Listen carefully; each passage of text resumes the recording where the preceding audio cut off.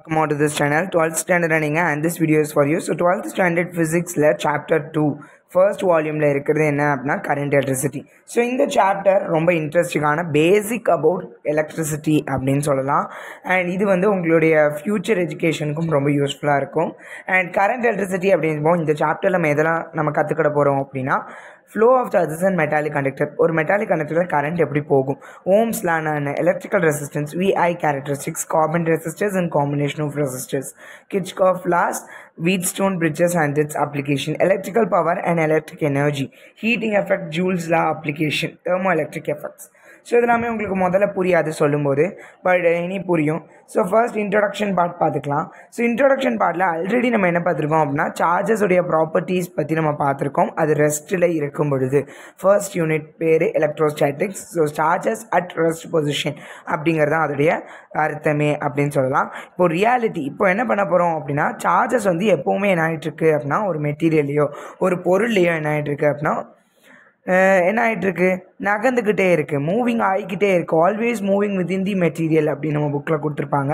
So example சொல்லலாம். இப்போது இந்த சார்ஜஸ் அப்படிங்கிறது என்னது, சார்ஜஸ் ரெண்டு வகை, ஒன்று பாசிட்டிவ் சார்ஜ் ஒன்று நெகட்டிவ் சார்ஜ். பாசிட்டிவ் சார்ஜ் அப்படின்னு சொல்லும்போது அதை நம்ம ப்ரோட்டான் அப்படின்னு சொல்கிறோம். நெகட்டிவ் சார்ஜ் அப்படிங்கிறது நம்ம எலக்ட்ரான் அப்படின்னு சொல்கிறோம். ஸோ ஃபார் எக்ஸாம்பிள் நம்ம எடுத்துக்கலாம், ஒரு காப்பர் ஒயர் இருக்குது, அந்த காப்பர் ஒயர் ரெஸ்ட்டில் இருக்காது, அதில் உள்ள எலக்ட்ரான்ஸ் கண்டினியூஸாக ரேண்டம் மோஷனில் போகும். What is mean by random motion அப்படின்னா அங்கே இங்கேன்னு அப்படி போய்கிட்டே இருக்கிறது, ஏன்னா அதனொன்று அப்படி நகர்ந்துக்கிட்டே இருக்குது கண்டினியூஸாக.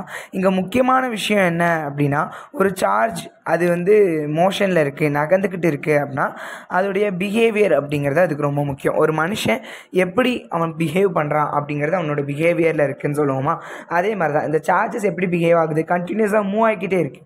அது எதை பேஸ் பண்ணியிருக்கு, அதோடைய பிஹேவியர், அவன்கிட்ட எவ்வளோ எனர்ஜி இருக்குது அந்த மாதிரி அது சார்ந்து இருக்கும். இப்போ மோஷன் ஆஃப் சார்ஜஸ் நகருது அப்படின்னா அந்த இடத்துல எலக்ட்ரிசிட்டி உருவாகும். ஸோ ஃப்ளோ ஆஃப் சார்ஜஸ் அப்படிங்கிறது தான் எலக்ட்ரிசிட்டி அப்படின்னு சொல்லுவாங்க, அல்லது கரண்ட் அப்படின்னு சொல்லலாம். ஸோ ஒன்று நகர்ந்துக்கிட்டு இருக்கு அப்படின்னா அந்த கரண்ட் ஈஸியாக நகர்ந்துரும் அப்படின்னு சொல்லலாம். ஸோ ஒரு இடத்துலேருந்து இன்னொன்று இடத்துக்கு சார்ஜஸ் நகருது அப்படின்னா அங்கே தான் எலக்ட்ரிசிட்டி இருக்குது. ஸோ இது ஒரு ஆட்டம் ஸ்ட்ரக்சர். ஸோ ஒரு ஆட்டம் அப்படிங்கிறது மெட்டலோ சரி எந்த ஒரு எலிமெண்ட்டாக எடுத்தாலும் அது நம்பர் ஆஃப் ஆட்டம்ஸால் ஆனது தான். ஸோ இந்த ஆட்டம்ஸ் எதனால் ஆனது, நியூக்ளியஸ் ஆனது. நியூக்ளியஸ் அப்படிங்கிறது அந்த எல்லோ கலரில் இருக்குல்ல, ஸோ அது நியூக்ளியஸ் அப்படிங்கிறது எப்படி உருவாயிருக்கும் அப்படின்னா ஒரு ப்ரோட்டான் அண்ட் நியூட்ரான் சேர்ந்துருக்கும். ப்ரோட்டான் அப்படிங்கிறது பாசிட்டிவ் சார்ஜ், அது கூட நியூட்ரலி சார்ஜ் அப்படிங்கிறது தான் நியூட்ரான். ஸோ அதை சுற்றி இருக்கிறவங்க தான் என்னது அப்படின்னா எலக்ட்ரான் அப்படின்னு சொல்லலாம். அவங்க சுற்றுற வளையம் தான் என்ன அப்படின்னா ஆர்பிட் அப்படின்னு சொல்லுவாங்க. இது எல்லாமே பேசிக். ஸோ இப்போ எலக்ட்ரிக்கல் பேட்டரி அப்படிங்கிறத அலெசாண்ட்ரோ வோல்டா அப்படிங்கிறவர் கண்டுபிடிச்சிருக்கிறாரு. இவர் அப்போ எப்படி இவர் எலக்ட்ரிசிட்டியை பேட்டரி மூலயமா கண்டுபிடிச்சாரு அப்படின்னா steady flow of electric current flow ஆகும்போது நம்மளுக்கு எலக்ட்ரிசிட்டி ப்ரொடியூஸ் ஆகுது அப்படிங்கிறத என்ன பண்ணுறாரு அப்படின்னா சொல்கிறாரு. இப்போது இந்த மாதிரி மிஷின்ஸை எல்லாத்தையுமே நிறைய மிஷின்ஸை நம்மளுக்கு ஓட வைக்கிறதுக்கு சரி எல்லாத்துக்குமே பேட்ரி யூஸ் ஆகுது. அது அப்போமே அவர் கண்டுபிடிச்சிருக்காரு அப்படிங்கிறத இங்கே சொல்லியிருக்காங்க. ஸோ இப்போ எலக்ட்ரிக் கரண்ட் அப்படிங்கிற பார்ட் 2.1. ஸோ மேட்டர் அப்படிங்கப்போ நம்மளுக்கு தெரியும், மேட்டர் அப்படிங்கிறது சாலிடாக இருக்கலாம், லிக்விடாக இருக்கலாம், கேஸாக இருக்கலாம். அது எதனால் ஆனது அப்படின்னா ஆட்டம்ஸால் தான் இருக்கும். ஈச் ஆட்டம், ஒவ்வொரு ஆட்டம்லையும் நான் சொன்ன மாதிரி பாசிட்டிவ்லி சார்ஜ் நியூக்ளியஸ் இருக்கும், அந்த நியூக்ளியஸில் நெகட்டிவ்லி சார்ஜ் எலக்ட்ரான்ஸ் இருக்கும். இவங்க நியூக்ளியஸ் என்ன பண்ணிகிட்டு இருப்பாங்க அப்படின்னா சுற்றிக்கிட்டு இருப்பாங்க. ஆட்டம்ஸ், மெட்டல்ஸில் இருக்கிற ஆட்டம்ஸில் ஒன்றோ அதுக்கு மேற்பட்ட எலக்ட்ரான்ஸோ லூஸ்லி பாண்டாக இருக்கும். லூஸ்லி பாண்ட் அப்படின்னா ஒரு ரொம்ப டிஸ்டன்ஸ் தள்ளி இருக்குது. ஸோ அதாவது இவங்க ரெண்டு பேரும் இணைகிற அந்த சக்தி அப்படிங்கிறது, இப்போ ஒரு மேக்னெட் இன்னொன்று மேக்னெட்டு தாண்டி இருக்குது அப்படின்னா இதுக்கு இடையில் ஒரு ஃபீல்டு உருவாகும், ஒரு சக்தி உருவாகும். ஆனால் அது எவ்வளோக்கு எவ்வளோ தள்ளி போகிறோமோ அவ்வளோக்கு எவ்வளோ அது லூஸ் ஆகும். அதே மாதிரி ஒரு மேக்னெட்டை கிட்ட போகும்போது அது என்ன ஆயிரும், இணைஞ்சி இறுகி போயிடும். ஸோ இங்கே எலக்ட்ரான் அப்படிங்கிறது இறுகக்கூடாது. அப்போது ஒரு மெட்டல் அப்படின்னு சொல்லுவோம், அந்த மெட்டலில் ஒன்றுக்கும் மேற்பட்ட எலக்ட்ரான்ஸ் தள்ளி இருக்கும். அந்த எலக்ட்ரான்ஸை தான் லூஸ்லி பாண்ட் எலக்ட்ரான்ஸ் அப்படின்னு சொல்லுவாங்க. அதுதான் ஃப்ரீ எலக்ட்ரான்ஸ். அவங்க ஃப்ரீயாக சுற்றுறாங்க அந்த ஆட்டமில், அந்த நியூக்ளியஸ்லேருந்து கொஞ்சம் கொஞ்சமாக வெளியே வர்றதுக்கு அவங்க பார்க்குறாங்க. ஏன்னா அவங்க ரொம்ப தள்ளி இருக்காங்க நியூக்ளியஸை விட. அப்போ பாசிட்டிவ் சார்ஜோட நெகட்டிவ் சார்ஜுக்கான ரெண்டுத்துக்குமான இன்ட்ராக்ஷன் தள்ளி போகுது அப்படின்னு சொல்லலாம். இந்த மாதிரி சப்ஸ்டன்ஸை தான் என்னன்னு சொல்லுவாங்க, இந்த மாதிரி அதிகப்படியான free electrons, abundance of these free electrons இருந்துச்சு அப்படின்னா அதை தான் என்னன்னு சொல்லுவாங்க அப்படின்னா கண்டக்டர்ஸ் அப்படின்னு சொல்லுவாங்க. இந்த ஃப்ரீ எலக்ட்ரான்ஸ் எல்லாமே என்ன ஆவாங்க அப்படின்னா குறிப்பிட்ட டெம்பரேச்சரில் ஃப்ரீயாக மூவ் ஆகிட்டே இருப்பாங்க. ஸோ அந்த மாதிரி மூவ் ஆகிட்டு இருக்கும் பொழுது நம்மளுக்கு என்ன ஆகும் அப்படின்னா ஒரு இடத்துலேருந்து நெட் சார்ஜ் ட்ரான்ஸ்ஃபர் ஆகும் ஒரு கண்டக்டர்லேருந்து இன்னொன்று கண்டக்டருக்கு. பட் இதுவே பொதுவாக ஒரு ரேண்டம் மோஷனில் என்ன ஆகாது அப்படின்னா ட்ரான்ஸ்ஃபர் ஆஃப் சார்ஜஸ் இருக்காது, அங்கே கரண்ட்டும் கண்டக்டரில் இருக்காது. ஏதோ ஒரு பொட்டன்ஷியல் டிஃப்ரென்ஸ், இப்போ பேட்ரி உருவாக்கணும் அப்படின்னா அங்கே கரண்ட் ஓடும். ஏன்?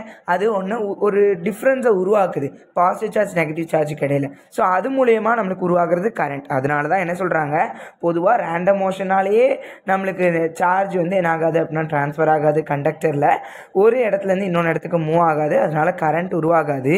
இதுவே when a potential difference is applied by the battery across the ends, so அதோட எண்டு கண்டக்டருடைய எண்டில் நம்ம பேட்டரியை கொடுத்தோம் அப்படின்னா நம்மளுக்கு என்ன ஆகும் அப்படின்னா ஒரு சைட்லேருந்து எலக்ட்ரான் இன்னொன்று சைடுக்கு ட்ரிஃப்ட் அப்படின்னா அடிச்சுக்கிட்டு போகிறது, ஒரு இடத்துல மோதி இன்னொன்று இடத்துக்கு போகிறது. ஸோ அப்போ ட்ரிஃப்ட் ஆகி பாசிட்டிவ் டெர்மினலுக்கு போவாங்க, நெகட்டிவ்லி சார்ஜ் எலக்ட்ரான்ஸ் எல்லாமே பாசிட்டிவ் டெர்மினல் ஆஃப் த பேட்டரிக்கு போவாங்க. இது மூலயமா நம்மளுக்கு என்ன உருவாகுது அப்படின்னா எலக்ட்ரிக் கரண்ட் அப்படிங்கிறது உருவாகுது அப்படிங்கிறத சொல்லியிருக்காங்க. ஸோ ஆல்ரெடி நீங்கள் போன வருஷம் 11th ஸ்டாண்டர்டு வால்யூம் 2 யூனிட் 6ல் படிச்சிருப்பீங்க. மாஸ் வந்து ஹையர் கிராவிடேஷனல் பொட்டன்ஷியல்லேருந்து லோயர் கிராவிடேஷனல் பொட்டன்ஷியலுக்கு போகும். அதே மாதிரி தான் இங்கே பாசிட்டிவ் சார்ஜ் என்ன ஆகும் அப்படின்னா ரீஜன் ஆஃப் ஹையர் எலக்ட்ரிக் பொட்டன்ஷியல்லேருந்து லோயர் எலக்ட்ரிக் பொட்டன்ஷியலுக்கு போகும். நெகட்டிவ் சார்ஜ் லோயர் எலக்ட்ரிக் பொட்டன்ஷியல்லேருந்து ஹையர் எலக்ட்ரிக் பொட்டன்ஷியலுக்கு போகும். ஸோ பேட்ரி அல்லது அது எலக்ட்ரிக் செல்லுன்னு சொல்லுவாங்க. அது சிம்பிளாக என்ன க்ரியேட் பண்ணுது அப்படின்னா கண்டக்டரில் பொட்டன்ஷியல் டிஃப்ரென்ஸ் அப்படிங்கிறத உருவாக்குது அப்படிங்கிறத இங்கே சொல்லியிருக்காங்க. ஸோ இதுதான் இந்த யூனிட். நான் சொல்கிறது உங்களுக்கு புரியும் அப்படின்னு நினைக்கிறேன். ஸோ அதுக்கடுத்து என்ன இருக்குது அப்படின்னா electric current in conductor. So electric current ஒரு கண்டக்டரில் அப்படின்னா அது என்ன அப்படின்னா rate of flow of charges through a given cross sectional area. So A அப்படின்னு ஒன்று கொடுத்துருக்கோமா, இது வந்து ஒரு குறிப்பிட்ட ஏரியா, அந்த ஏரியாவில் எவ்வளோ கரண்ட் ஒரு இடத்துலேருந்து இன்னொன்று இடத்துல எவ்வளோ போகுது அப்படிங்கிறத நம்ம கண்டக்ட் பண்ணுறது தான், அந்த கண்டக்டரில் நம்ம கால்குலேட் பண்ணுறது தான் எலக்ட்ரிக் கரண்ட் அப்படின்னு சொல்லுவாங்க. ஸோ இதுக்கடுத்து என்ன சொல்லியிருக்காங்க, இப்போ ஒரு நெட் சார்ஜ் இருக்குது, அது வந்து Q மொத்த சார்ஜ் அப்படிங்கிறத சொல்லலாம். இது என்ன ஆகாது அப்படின்னா ஒரு கண்டக்டர் வழியாக ஒரு குறிப்பிட்ட ஏரியா ஆஃப் கிராஸ் செக்ஷனாக ஒரு கண்டக்டரில் ஒரு குறிப்பிட்ட இடம், அந்த இடத்த தான் அந்த ஏரியா, அந்த கிராஸ் செக்ஷனோட ஏரியா தான் ஏரியா ஆஃப் கிராஸ் செக்ஷன் சொல்லுவாங்க. அது ஒரு டைம் t அப்படிங்கிறதுல போகுது அப்படின்னா நம்ம கரண்ட் என்னன்னு சொல்லலாம் அப்படின்னா I is equal to Q by T அப்படின்னு சொல்லுவாங்க. ஸோ கரண்ட் அப்படிங்கிறது flow of charges per time, ஒரு குறிப்பிட்ட நேரத்தில் எவ்வளோ சார்ஜஸ் ஒரு இடத்துலேருந்து இன்னொன்று இடத்துக்கு போகுது, அந்த இதை தான் நம்ம என்னென்னு சொல்கிறோம் அப்படின்னா கரண்ட் அப்படின்னு நம்ம என்ன பண்ணுறோன்னா சொல்கிறோம். ஸோ உங்களுக்கு I is equal to Q by T அப்படிங்கிறது எப்போவுமே ஞாபகம் வரும், இது ஒரு பேசிக் டேர்ம். ஸோ சார்ஜ் அப்படிங்கிறது எப்போவுமே கான்ஸ்டண்ட்டாக இருக்காது, அதோடைய ஃப்ளோ அப்படிங்கிறது மாறிக்கிட்டே இருக்கும் அப்படின்னு சொல்லலாம். அதனால இங்கே ∆Qன்னு கொடுத்துருக்காங்க. ∆Qனா difference in rate of flow of charge, ∆T அப்படின்னா டிஃப்ரென்ஸ் ஆஃப் டைம். ஸோ ஒரு குறிப்பிட்ட டைம்லேருந்து இன்னொரு டைமில் மாறுதுன்னா அதே நேரத்தில் குறிப்பிட்ட சார்ஜஸ் இன்னொன்று இடத்துக்கு மாறும். ஸோ அதுதான் அவங்க ∆Q by ∆T அப்படின்னு கொடுத்துருக்காங்க. ஸோ வேறு ஒன்றும் இல்லை. ஸோ இன்ஸ்டன்டேனியஸ் கரண்ட் அப்படிங்கிறது என்ன அப்படின்னா ஒரு குறிப்பிட்ட ஆவரேஜ் கரண்ட் வந்து ஒரு லிமிட்டில் போகிறது அப்படின்னு சொல்லலாம். எப்போவுமே கரண்ட்டுக்கான யூனிட் என்ன அப்படின்னா ஆம்பியரில் சொல்லுவோம். எத்தனை கரண்ட் ஓடுது அப்படின்னா 5 ஆம்பியர் கரண்ட் ஓடுது அப்படின்னு நம்ம சொல்லுவோம். ஸோ அதனால் 1 ஆம்பியர் அப்படிங்கிறது 1 கூலும் டிவைடட் பை 1 செகண்ட். இப்போ 1 ஆம்பியர் கரண்ட் அப்படிங்கிறது எதுக்கு ஈக்குவலாக இருக்கும், 1 கூலும் சார்ஜ் 1 செகண்டில் எவ்வளோ போயிருக்கு அப்படிங்கிறது. ஸோ அதுவுமே உங்கள் புக்கில் கொடுத்துருக்காங்க. கரண்ட் அப்படிங்கிறது ஒரு ஸ்கேலார் குவான்டிட்டி அப்படின்னு சொல்லியிருக்காங்க, அது வெக்டார் குவான்டிட்டி இல்லை. ஸோ இப்போ ஒரு சம் 2.1 இருக்குது, அது சம்மில் நான் உங்களுக்கு அப்லோட் பண்ணுறேன், அதை பார்த்துக்கோங்க. இப்போ கன்வென்ஷனல் கரண்ட் போக போகிறோம்.